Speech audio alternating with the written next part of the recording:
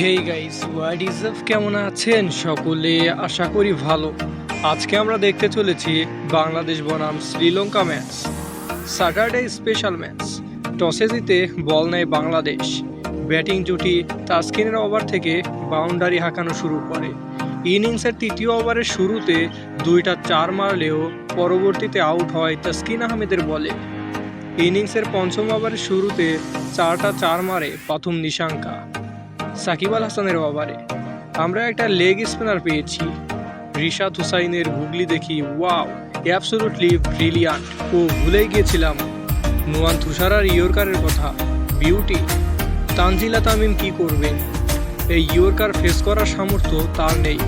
তৌহিদ হৃদয়ের ম্যাক্সিমাম দেখি। হাসারাঙ্গাকে 3টা ছক্কা হাঁকায় হৃদয়।